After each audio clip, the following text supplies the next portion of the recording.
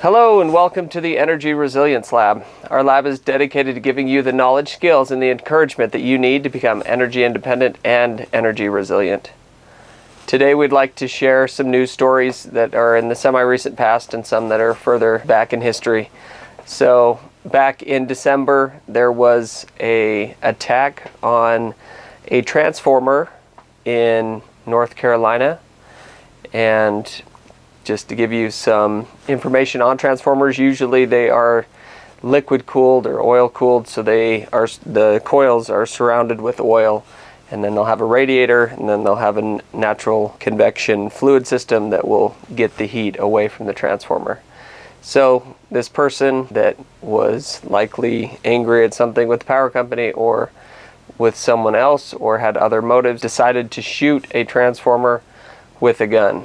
And so what they did, I'm not sure what the outcome of the trial was, but at the time someone shot the transformer, the oil drained out, and what that does is it takes away the cooling system in a transformer. So as all of us, kind of at least people my age, but maybe the younger people don't know, but in cars, if the water leaks out of your cooling system, the heat from the engine can't get away from the engine, and it will cause it to overheat and cause a lot more issues. So it can destroy all of the systems in your car.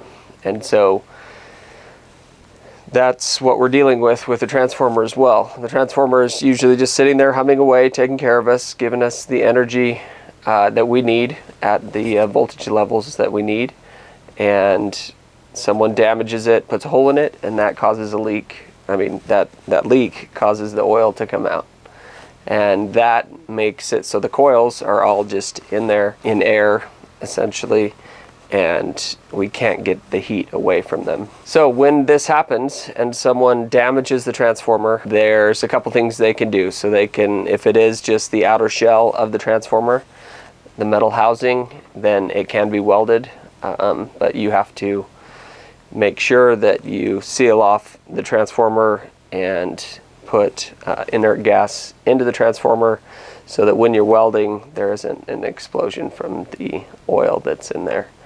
So that's a very costly project, and in addition to that, there could have been damage to the coils themselves if the bullet passed through and actually hit those coils, which could cause it to get a short circuit or just change the voltages on the power by those coils connecting together and losing some of the wraps. So in this case, the power went down, and it went down for a few weeks, and there's really nothing that the power company can do. Usually the power company will have spares for transformers, but it depends. Usually the power company will have a spare transformer, but it depends on which one and how recently it's been changed and how recently it has gone down. And so in this case, the power was down for an extended period of time, over a few weeks. And what that does to those people that live there is it takes away their energy source. Just like in the episodes when we were talking about the storms taking out the power systems, like in Salt Lake City, the power went down for a couple weeks due to some transmission failures from windstorms.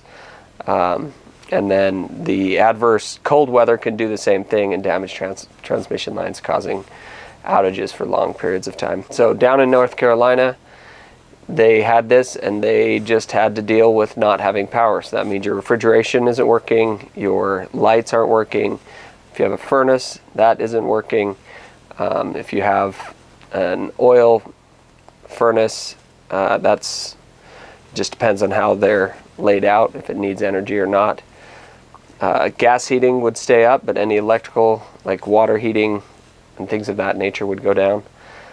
And if you put yourself in that situation, you would understand the urgency of having energy storage and energy resilience. You are able to take elements, you can spend a little bit of money, purchase systems, and have that peace of mind in your home.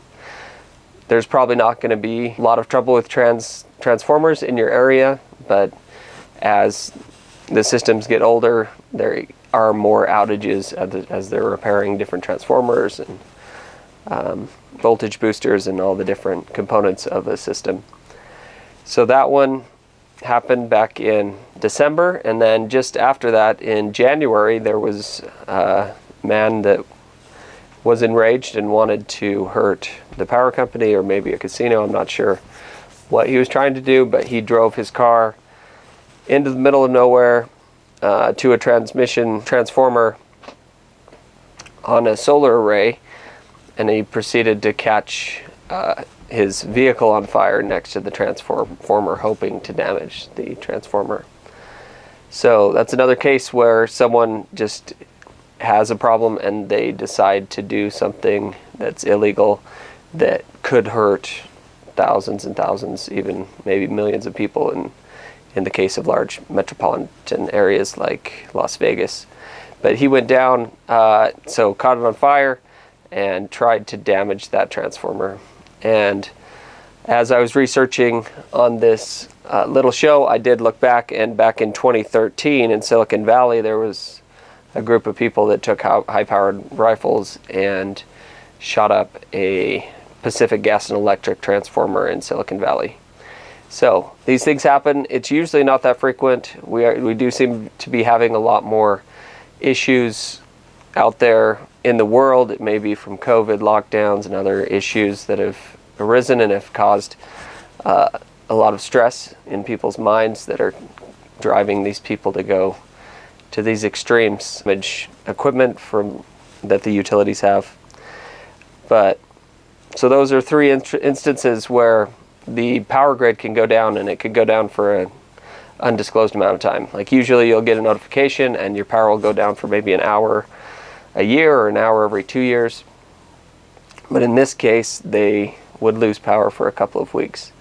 And an hour, your refrigerator and freezer and a lot of your equipment is going to do just fine with an hour power outage.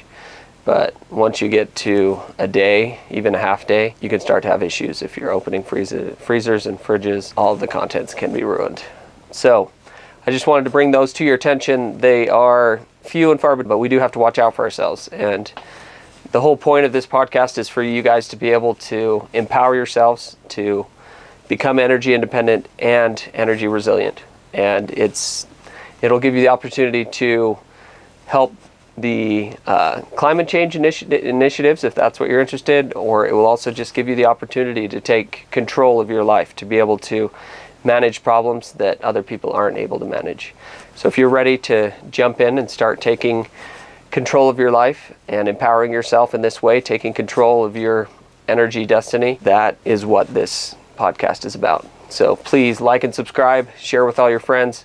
We want to get this message out, and we want to start changing people's lives and helping them protect themselves and empower themselves to be independent. And to thank you guys. Have a great day. We'll talk to you later. See you. Bye.